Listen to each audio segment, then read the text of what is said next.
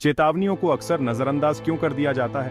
पर्यावरण विशेषज्ञों और स्थानीय अधिकारियों द्वारा बार बार आगाह करने के बावजूद जरूरी सावधानियां अक्सर नजरअंदाज कर दी जाती हैं।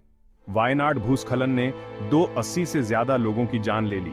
मलबे के बीच बचाव कर्मी बचे लोगों की तलाश में अथक प्रयास करते रहे। अनियंत्रित विकास ने आपदा को न्योता दिया।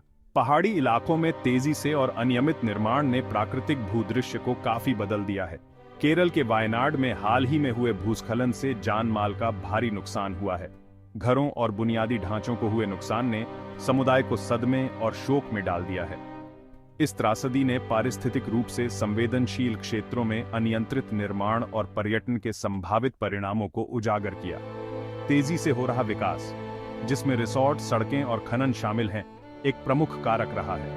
ये गतिविधियां प्राकृतिक संतुलन को बिगाड़ती हैं। विशेषज्ञ लंबे समय से इन खतरों के बारे में चेतावनी देते रहे हैं, लेकिन उनकी चिंताओं को नजरअंदाज कर दिया गया। इन गतिविधियों से अस्थिर हुआ वायनाड का नाजुक पारिस्थितिकी तंत्र भूस्खलन के प्रति ज्यादा संवेदनशील हो गया। 2022 के एक अध्ययन से पता चला है कि 1950 के दशक में वायनाड का वन क्षेत्रफल 85% से नाटकीय रूप से घट गया है। कृषि और बुनियादी ढांचे के लिए भूमि रूपांतरण से प्रेरित इस वनों की कटाई ने क्षेत्र की संवेदनशीलता को और बढ़ा दिया है। वन मिट्टी की स्थिरता बनाए रखने और जल प्रवाह को नियंत्रित करने के लिए महत्वपूर्ण है, जो ऐसी आपदाओं के विरुद्ध प्राकृतिक अवरोधक के रूप में कार्य करते हैं। पर्यटन से प्रेरित अनियंत्रित निर्माण ने स्थिति को और बदतर बना दिया है। पर्यटकों के लिए सुविधाओं की मांग के कारण बेतरतीब विकास हुआ है।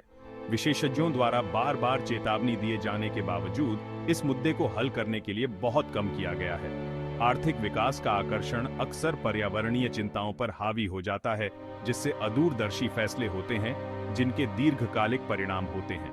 वायनाड भूस्खलन टिकाऊ भूमि प्रबंधन प्रथाओं की तत्काल आवश्यकता को रेखांकित करता है। पारिस्थितिक संतुलन को बहाल करने के लिए वनीकरण के प्रयास और समुदाय द्वारा संचालित पहल आवश्यक हैं। निर्माण और भूमि उपयोग पर कड़े नियमों, खासकर संवेदनशील क्षेत्रों में का होना जरूरी है। भविष्य में होने वाली त्रासदियों को रोकने के लिए हमें पर्यावरण संरक्षण और सतत विकास को प्राथमिकता देनी चाहिए। यह त्रासदी नीति निर्माताओं, विकासकर्ताओं और नागरिकों सभी के लिए एक चेतावनी होनी चाहिए। याद रखें, हमारे समुदायों का कल्याण हमारे पर्यावरण के स्वास्थ्य से अटूट रूप से जुड़ा हुआ है। एक स्वस्थ पर्यावरण एक स्वस्थ समुदाय का समर्थन करता है।